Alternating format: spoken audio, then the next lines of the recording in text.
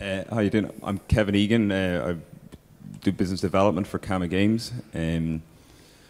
We see a lot of kind of big growth opportunities across Southeast Asia, and we're looking for local partners to help us take advantage of it. Hi everybody, Sean Ogren. I'm from Facebook. I've been at Facebook for 4 years now. I moved to Singapore 11 months ago. So previously was working with big gaming developers in North America, primarily EA, more in the console realm, but also in mobile. And since coming to the Singapore office in Facebook, I work with game publishers and developers in Southeast Asia and India. So I work directly with gaming companies that have their headquarters in those countries, and excited to be here today. Hi everyone, I'm David. I'm CEO of Go Game. It's a company invested by Sega, and we are now a subsidiary of Sega.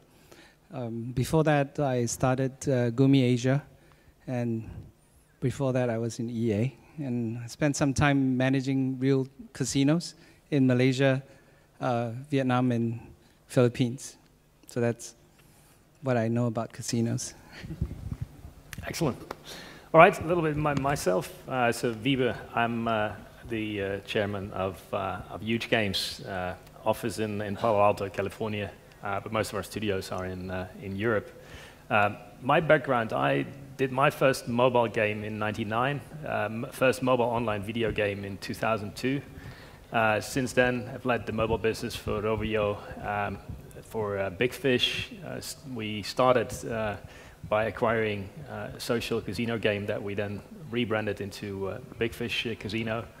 And then Anton, when Anton, the founder of Huuuge, started Huuuge and bought back some of his old studios, we thought it was a great idea to really innovate the space. But that's not the topic today. What we're going to be talking about is what is social casino? What is the business opportunity apart from these amazingly different countries with an amazing growth rate, as was highlighted also by one of the speakers this morning. The growth that we're seeing in the next, unfolding in the next 3-4 years here is amazing. How do we capture that? What are the priorities? And I'm not going to wait until the last 10 minutes to open up for you guys. So I'm first going to ask some basic questions top down, and then hopefully get a more interactive discussion with the audience. So first one, if you look at the opportunities, do you think we should, and I'll just start with you, Kevin, do you really think that we should start focusing on the big markets, or is the low-hanging fruit the monetization through the app store? So how do you, top down, how do you, do you justify your investments in the area here? Focused on Southeast Asian markets? Yes. Yeah. I suppose we look at social casino. What we see is we're very strong in the poker space, in the social poker space, and across Southeast Asian markets, we've seen a lot of growth, particularly revenue in the last kind of 3 to 4 months, and how that continues. Obviously, each market is quite different, and from our point of view, to have local people on the ground who know the market, who know the different user acquisition channels and payment mechanisms and all the challenges that exist is a crucial part for us in terms of continuing growth. Cool. Let's move on. Sean? Yeah, so historically, or at least from a Facebook perspective in Southeast Asia, we see a lot of regional publishers dominate the market. You mentioned earlier just the growth that we're seeing in Southeast Asia, and that's been tremendous, right? I think a lot of publishers have gone to places like China, gone to other parts of Asia, bought games developed in those countries, and then published them in their local market through localizing, putting in alternative payment gateways. In a lot of these countries where there's very low credit card penetration, it's important to have alternative payment methods to monetize users. So like I said, I think that localization, that country level specialty led by publishers has been what we've seen to date. We are now starting to see a trend at Facebook towards automation, towards consolidation of marketing efforts. And that's really led by a new product called App Event Optimization, where companies, no matter where they are in the world, can start to group countries together, based on the language, based on different characteristics, and they're able to find really high-value users in these countries. So, generally speaking, the publisher model, the country-specific model has worked to date, but there are other factors at play happening more globally that I think is going to open up Southeast Asia, make it higher monetizing for companies across the world. So we're sort of at this really interesting intersection right now. There's still a lot we can learn, a lot of value in publishers, a lot of on-the-ground efforts, a lot of local nuances that can be learned, but there's also this trend towards, like I said, automation and consolidation. All right, David. Okay, my company started about 20 months ago, and from the start, we had the vision of laying down offices all across Southeast Asia. It's because we had this very singular vision that this is going to be one of the fastest growing markets around. Our key vision was to take Japanese titles and bring them to the rest of the world, with Southeast Asia as a start. So 20 months later, I have 150 people in 6 countries across Southeast Asia so that we could help to localize in local languages, community manage the gamers, do customer service for them, and at the same time localize marketing. If you look at some of the statistics in Southeast Asia, the top 4 countries for social casino games, there's 4 games that dominate it. In slots, it's Fa Fa Fa and Slotomania. And in poker, it's Zanga Poker and Luxi. So that's one key example where Luxi came in and they only did it in Indonesian and Bahasa language and published only in Indonesia. And they're in the top 10 charts most of the time. And the downloads is massive, even bigger than the Zanga Poker. Revenue is really decent. So that's one key example in how the market has grown. Just by the explosion of mobile handsets alone, if you look at Indonesia, we're talking coming close to 100 million new smartphones in that market. As you can see, a few years ago, it's not even close to 50, right? So, David, would you argue for a local publisher, or is it case by case? There are not many big publishers in the region, right? In my previous company, we were one of the biggest, and that's just with one title that we made a hit. And that title I localized into 12 languages simultaneously and published across the entire world. We stayed on the top charts. Like in Singapore, we were #1 for 1 year for Brave Frontier. How we did that was we were very, very focused on the customer. We were very focused on targeting the right audience for the right, audience targeting is, I think, one of the top priorities and key success factors. And I was telling you, we worked really closely with Facebook, and Facebook had one of the top targeting tools for that, running huge campaigns across the region. Yeah. So I don't think anybody disagrees with thinking global and acting local. But if you look at the various points that need to be localized, so one of the issues is alternative payments. I'll just let whoever feels like answering each of those bullet points. One is, so the alternative payments. Before I go market to market, do you want to make some general statements about that and how it has evolved? So we can cover it like countries like Vietnam later, but in general, prepaid, how do you see that evolving in the next 3 years? So one of the core technologies that we built is payment gateway. And I've been in multiple companies, gaming companies, for the last 10 years. And every single time we achieve success by being able to target the 97% of the market that doesn't own a credit card. Of course, right now, Apple and Google has taken tremendous steps towards opening up that market with telco billing, alternative payments. But there's still a very large segment of that market that's still not addressed, right? Of course, to do that and not to infringe on any rules and regulations, you need to be able to publish your title with your third-party payment gateway built into the app, but have an alternative method of distribution through that, right? There's quite a huge number of such players across the region.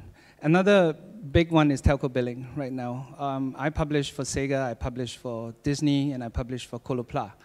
But more and more we're looking at, like with this recent Disney title, we are talking to telcos directly, working out deals with them for helping to promote and also using telco billing, right? And one of the telcos in Philippines has agreed that they would do massive SMS blasts for us and do all the billing for us and target the right customers for us and promote it, right? So this I think is a huge trend moving towards publishing in the region. And that justifies the case on having local publishers that do have the inroads and connections to the telcos. Yeah.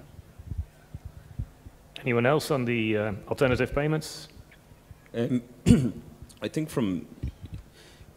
if you look at the DAU, or the active user base across social casino, it's grown in the market across Southeast Asia, but revenue's growing faster. So I think the big guys are probably getting better at what they're doing, but also payment barriers that did exist a year ago or 18 months ago are starting to subside a little. Cool. So I do think we have one or two mics in the audience. Anybody want to jump in right now on payments, alternative payments, monetization? No? Then we'll just move on to the next topic. So the one interesting one, especially in social casino, more than any other game, the CRM loyalty programs. Do you see any? Do you have any best cases to share in our industry, in particular markets? CRM what? CRM or loyalty programs. VIP programs? Yep. Actually, I don't publish casino games, so we but have in the previous company, I published a slot game, and the VIP program was very important because I think the Asian or Southeast Asian casino or slot players. I used to run slot machines company in Malaysia. There's 40 slot clubs across Malaysia, and that is one of the biggest markets in the region. And the VIP program is the most important part of the whole thing. They want to feel special, feel different. If you look at Fa slots, most of the titles that they have are all licensed from Aristocrat, and those are real land-based casino titles that are very popular, that the people are very used to. They take the social casino gaming as like a practice session before they go into the real casinos and spend a lot of money. And you can see the monetization on that title is very high. So taking care of the customers, I always believe in taking care of the customers that are already in the game, because you spend so much money and so much analytics effort to bring them into the game. Most people forget to take care of those people that are already in the game, especially those that are spending. So I think it's an important point to remember. Yeah, so I see that, just a little bit of background, there's two factors that play into CRM programs, particularly in social casino, because the monetization is so high, and some of the whales, they spend up to like 10, 20,000 US dollars per month. The one hand, you have the white glove treatment that is coming from land-based casino. So there's a lot of learnings there where you want to make sure that you roll out the red carpet from the moment they land and from the moment all the way through their stay, including the hotel, what they eat and so forth. You can't do that on mobile, but there's a lot happening right now, and some of the players are becoming really sophisticated in bringing white glove treatment into mobile games. And when you have that type of monetization, you can justify the ROI of those investments. Simple example is well, you don't want to neglect your existing players, but if you onboard new players and you have kind of an idea that this might be a whale, you can actually, through a person rather than a bot, bring them into rooms and introduce them to multiplayer environments. And we're seeing really high ARPDAU numbers there. So that's an interesting trend. And yeah, as mentioned, when you, and the next one is, especially in Southeast Asia, you can localize that. So when you localize that with the support in the right language, we really see a big uptake there when somebody in the language is staying with you, let's say for the first 20 minutes into bringing you into a room, introducing you to the people at the table, for example. Little things like that make a big difference. So I think, we're talking about more than a dozen relatively smaller markets than maybe we're used to, but with the growth rates and the big culture focused on gambling, I think there's a lot more to be had. Anybody want to comment further? All right. Localized content. So we have, pachinko in Japan. We have special games in all the way from India to the Philippines. So how far should you go, and what have you seen so far that are best cases? I think poker is different than slots in terms of what needs to be localized. I think obviously language is one of the key factors in it, but there's not a lot of content as such in a poker game. It's more, giving the players that multiplayer experience and giving them the ability to play, get to a table instantly, tweaking all that to make it happen in a very simplistic way is obviously crucial. I think the UI and UX probably needs to be tweaked for different markets, but at the end of the day, social poker is poker. It's a game that people it's globally understood how it works. Yeah, I can speak specifically to India. It's another market I cover, and you mentioned it a second ago. And India obviously is huge opportunity for everybody, for everyone in this room, for Facebook, for the world, and it's quickly going to become one of our biggest markets, if not the biggest soon. So India is interesting because you're right, there are a whole different set of games that are only really found in India and in the Indian diaspora of Indians across the world, and Rummy being the biggest of those. And Rummy is the one game in India that is allowed to exist in terms of gambling and real money gaming. So we have a lot of partners in the RMG Rummy space, as well as social casino. So Game Pte, which is sort of an Indian version of poker. We see social Rummy. And we work with a lot of gaming companies that are trying to figure out how do they unlock monetization, how they build games specific for the Indian market. I think the only real way to understand it is to spend time there, work with companies on the ground that have that cultural expertise. I think there are other games that seem to scale better just across the world and across Southeast Asia. And Facebook's perspective is always we'll defer to the local rules and local authorities about what we allow on our platform and what type of ads we allow. So there is some nuance to this. If you guys have specific questions about certain games or certain countries, I'm happy to answer or follow up with more details. But if it's legal in the country, then you can run ads.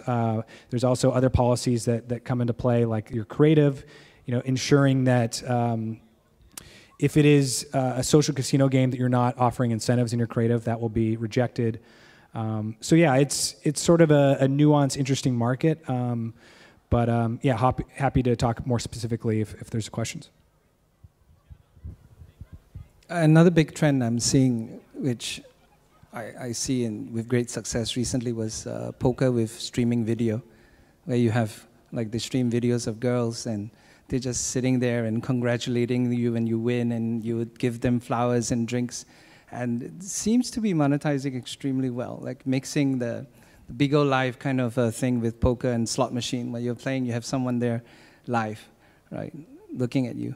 One important point I think I missed out was fractional pricing. Just now when talking about telco billing, I would see 90% of most of the emerging markets, the people use prepaid SIM cards, and usually they have less than $1 left in that card. And when you want to make money from them or you want to bill them, you need to have fractional pricing. You must have sub-dollar pricing, especially markets like India, Philippines, Indonesia. I think that's a huge part that most companies don't know about. right? And that's where some of the local publishers, they understand the market better, and their pricing structures are a little bit more customized to local. Yeah, Sean, you touched upon briefly upon some legal issues.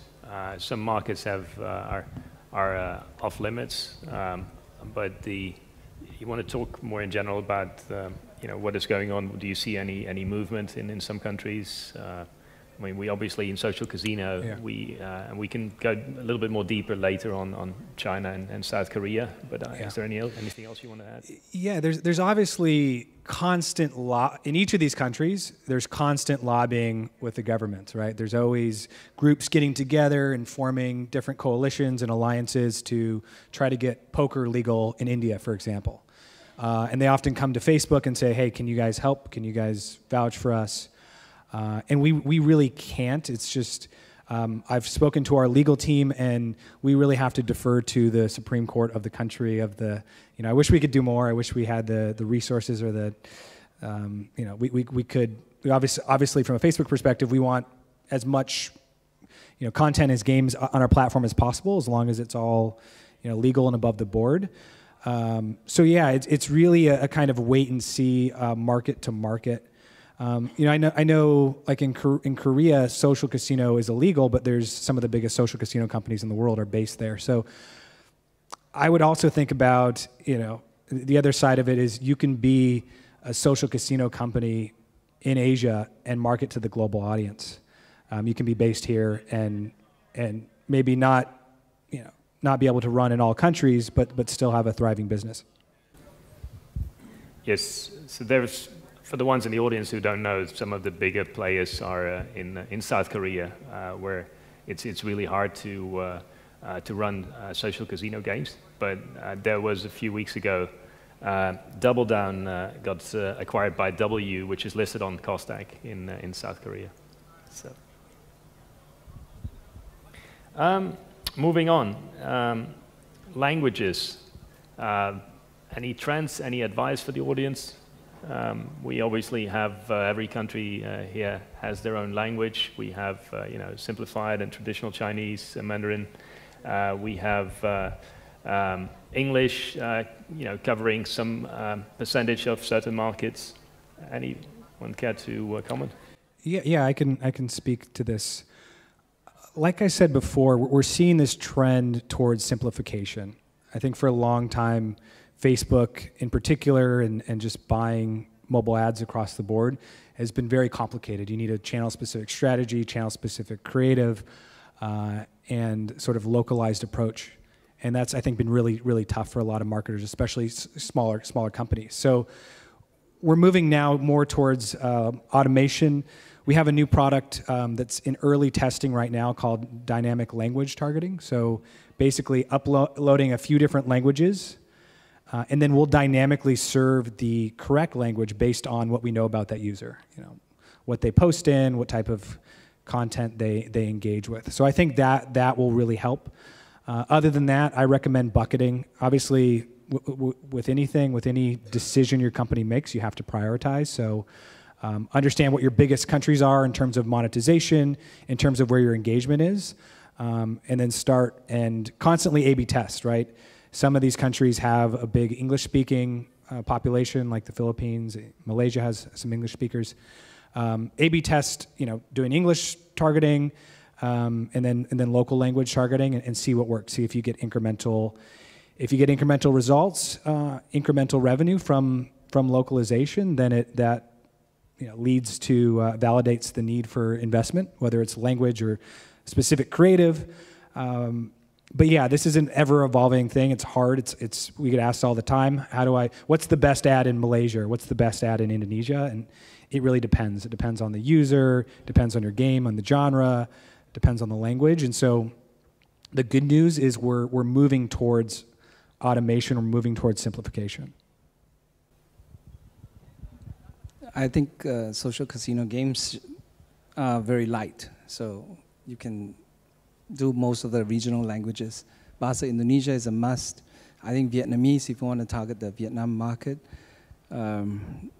Chinese, traditional Chinese is more for Hong Kong, Taiwan, Macau, and Malaysia. right? Simplified Chinese for China. Philippines, Singapore, most of the other territories we're fine with English, so there's not much requirement for localization there. It's very different from one of my RPG titles that I have to do 700,000 words, right? I think a slot machine is straightforward, just press the button. So most of the menu buttons, localization could be quite simple. But besides localization, I think important point is the size of the APK and the DLCs and considerations on how you build the game to cater for low latency and bandwidth. Like slots games, most of them that want to prevent hacking, they will have to have server access every single time. So every time you click, it connects to server to get the results. So those have to have considerations for the bad bandwidth connections within different countries. And on marketing side, it's more expensive if your app is above 100 megabytes. Below 40 megabytes, it's much cheaper to do user acquisition in this region because the chance of success for downloads is much higher. So I think all the algorithms on the major ad exchanges favors smaller apps. So bottom line, it seems localize as much as possible, ads, your content, language, you have the support potentially for the VIP program. What is your experience so far? And that will probably further go down to the smaller countries where it might not be justified today, but in a few years because they're growing so quickly. Any comments on fraud, or do you think that's really we're seeing that problem disappearing now?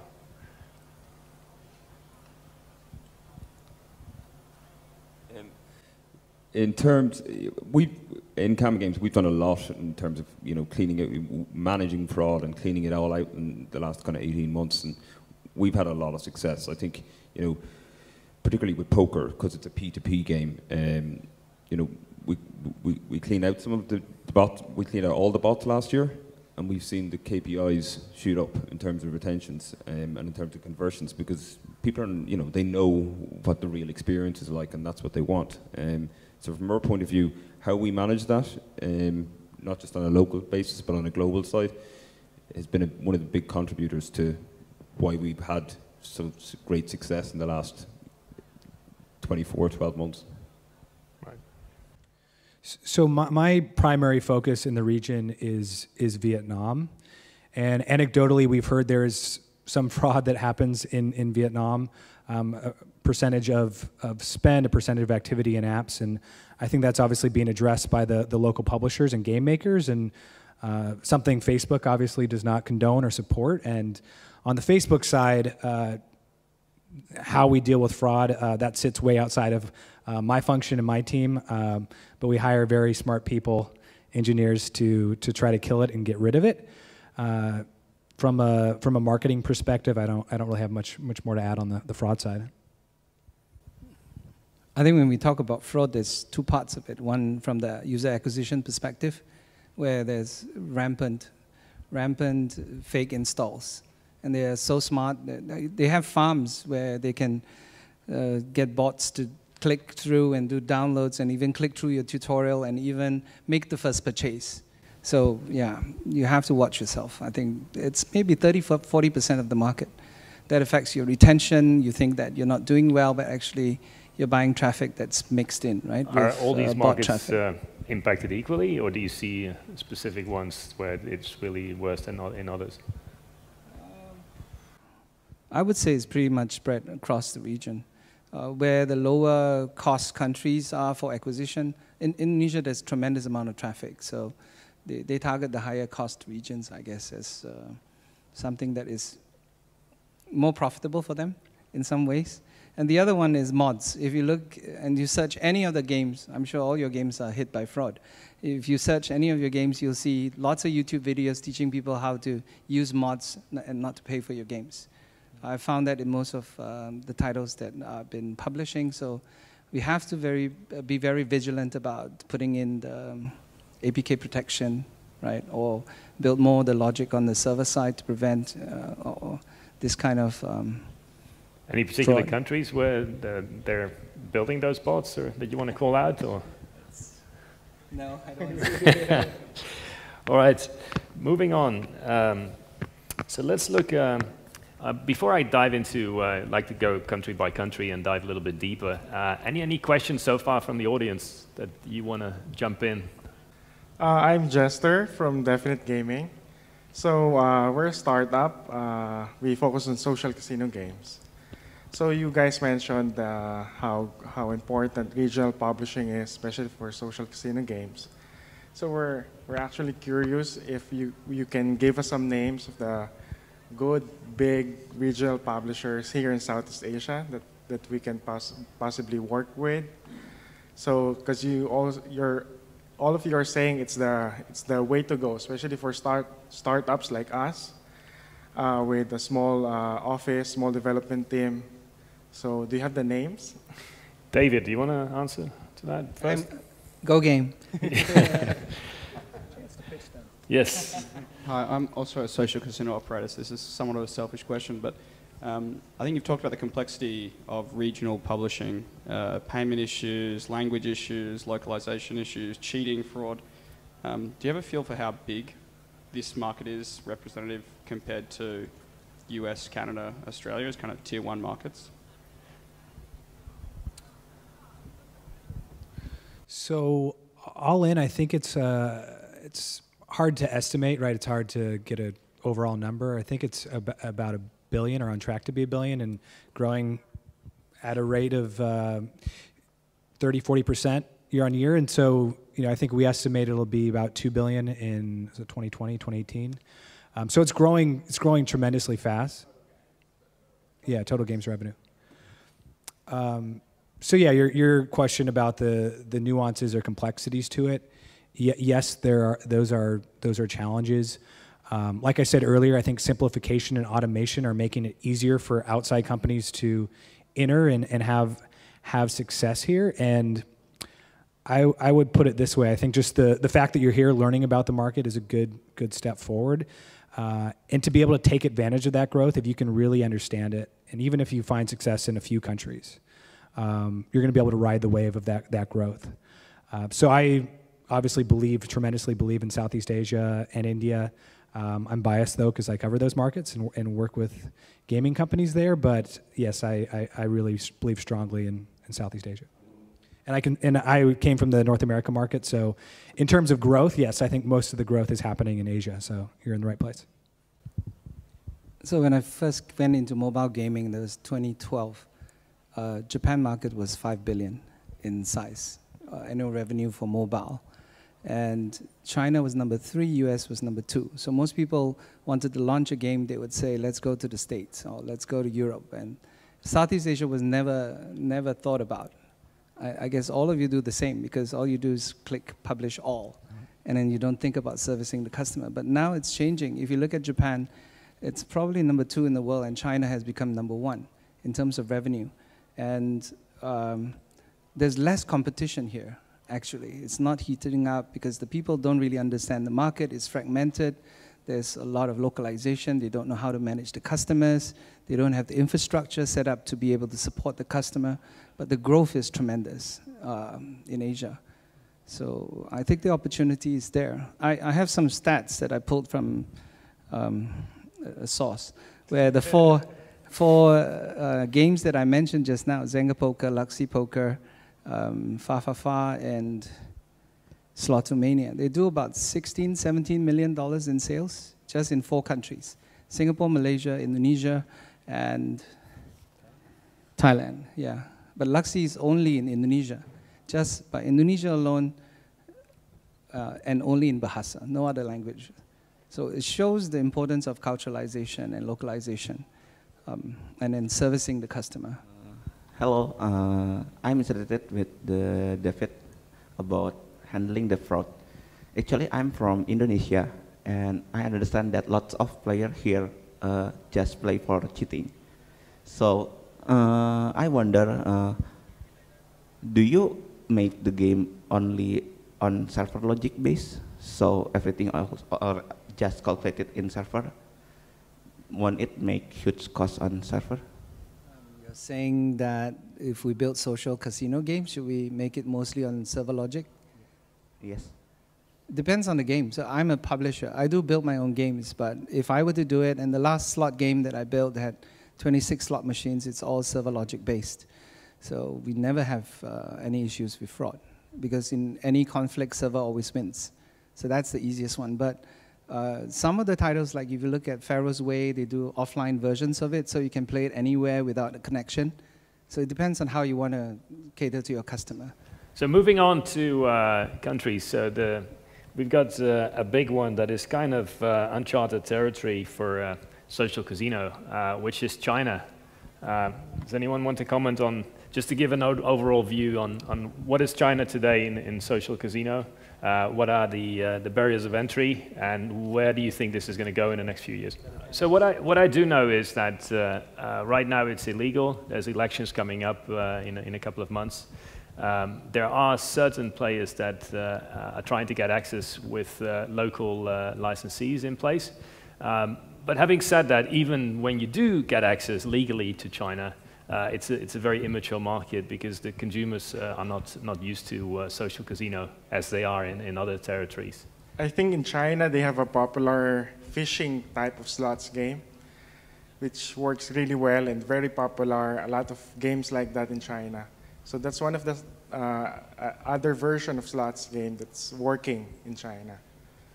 That was first published by Chukong. I think that was quite a few years ago, and it was really, really popular. Yes. So it's hidden, a slots game hidden behind a fishing game. Yes.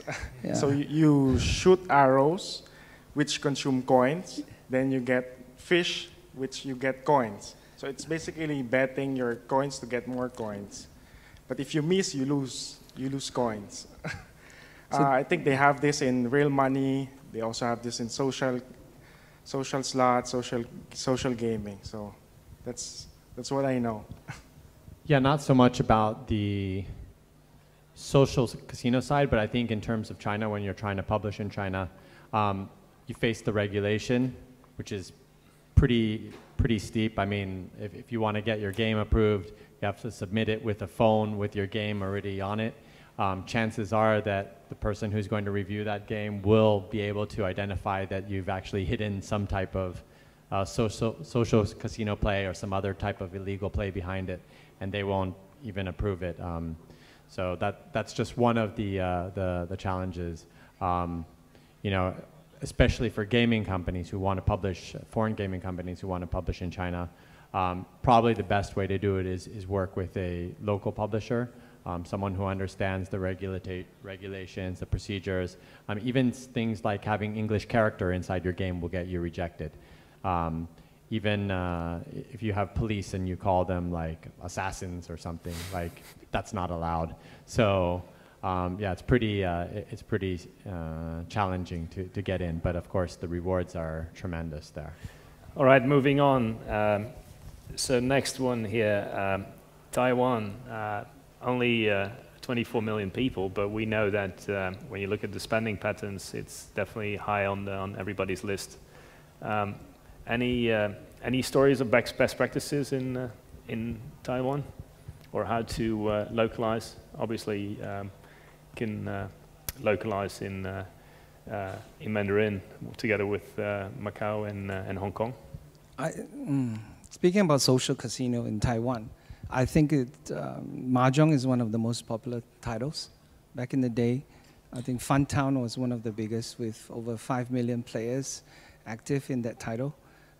Usually when people license games to Taiwan, they sell Hong Kong, Taiwan, Macau as a package.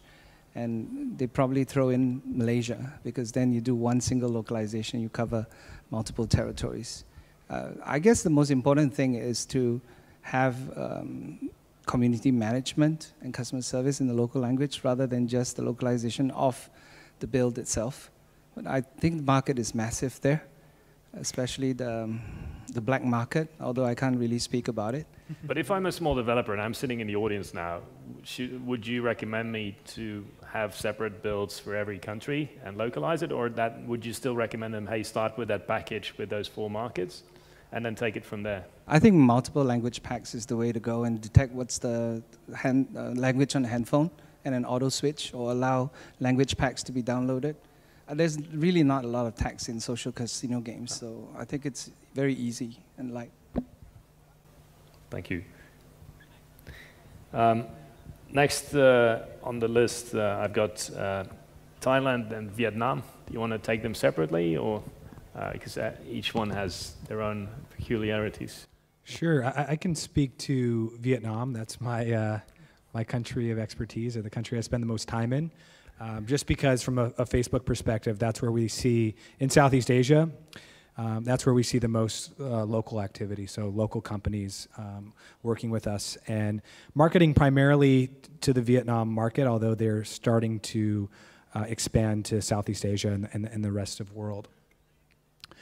Historically, you know, Vietnam has been a sort of a hard market for outside companies to enter, mostly because of the language, because of the alternative payment gateways.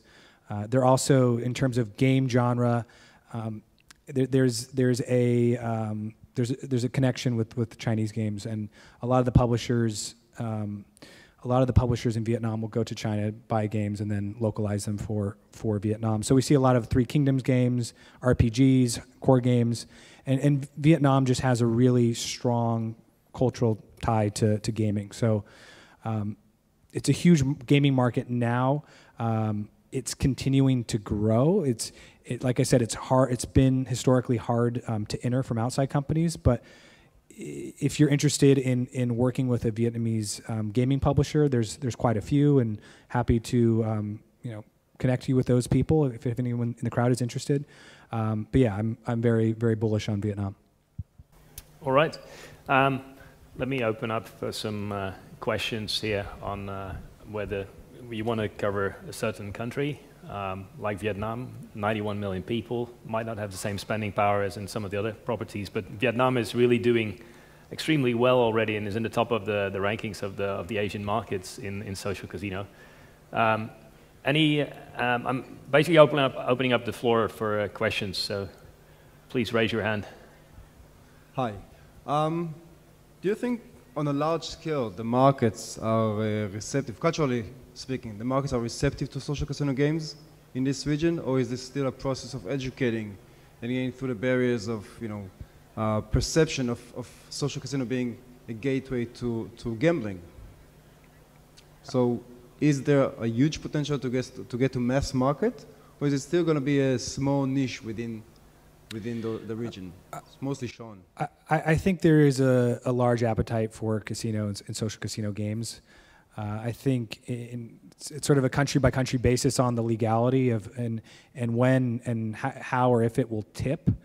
But yeah, there's definitely there's definitely a strong, you know, affinity for casino games.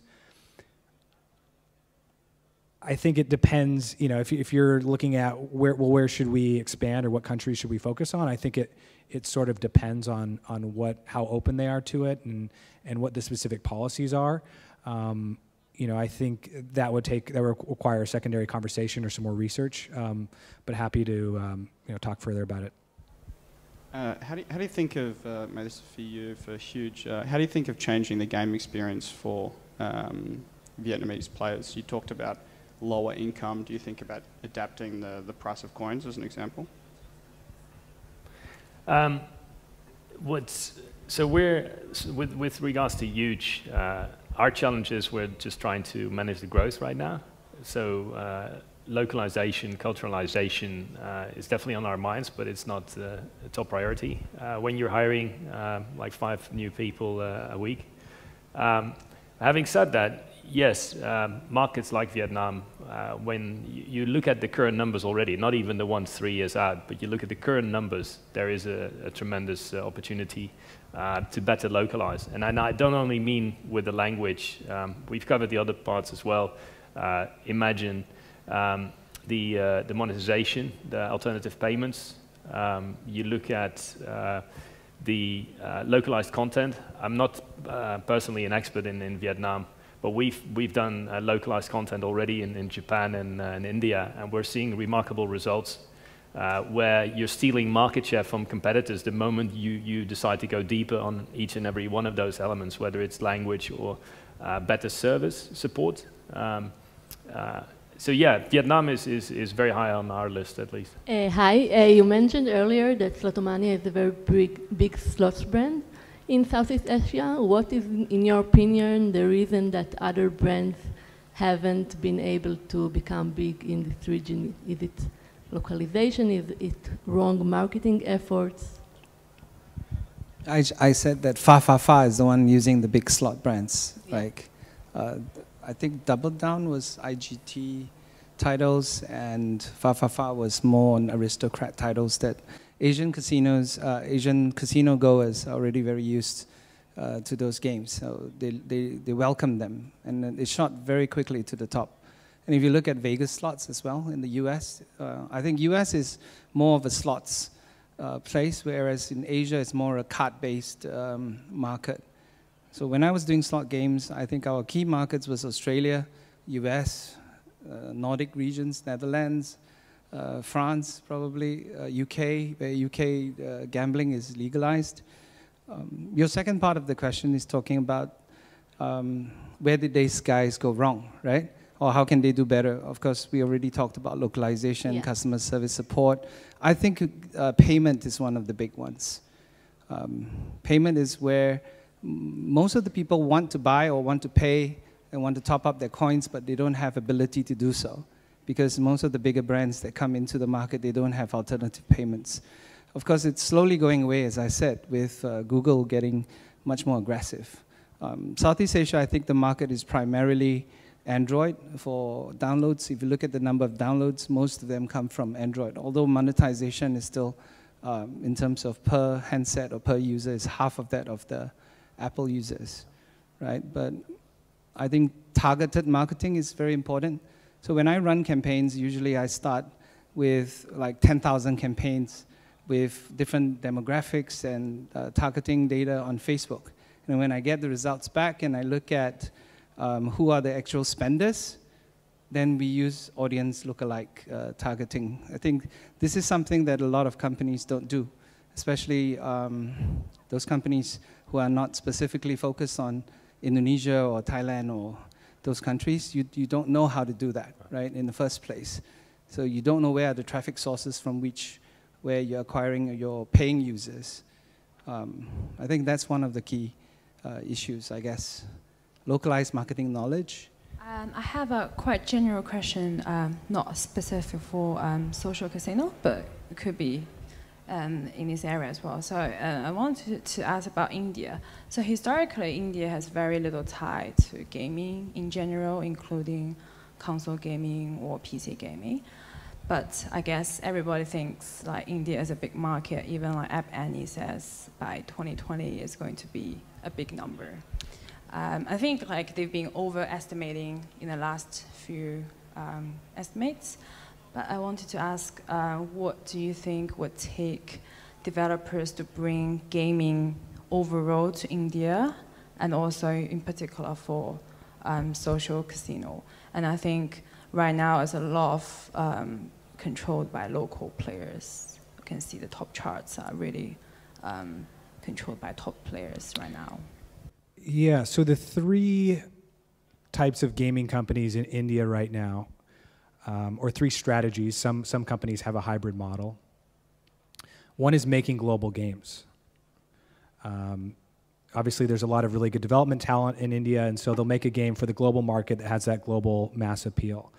The second is real money gaming, which I spoke about earlier. That's all rummy. And there aren't, to my knowledge, there aren't any outside players that are invested in that space, or those are all local Indian companies. And then the third piece is social games in India, built for an Indian audience, and that tie to Indian culture in some way. And historically, those have been games like Teen Pati, Social Rummy. Some of our partners, they make games that have ties to Bollywood movies. So they'll partner with the movie studios and make a game that's somehow related to the movie, and then they'll do on-ground promotion. Have the star of the movie speak about the game.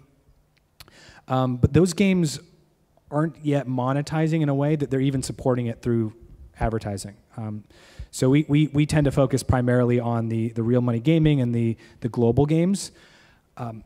That being said, India is going to be a big gaming market. It's to your point about the estimates maybe being exaggerated, that could be true, and no one knows when exactly it will reach that tipping point, and there's still a lot of questions. But if you look at just the efforts ongoing with giving 4G access to people through Reliance Jio, a lot of the efforts of big telco companies, and obviously Facebook is doing a lot to bring connectivity to the world, and specifically India.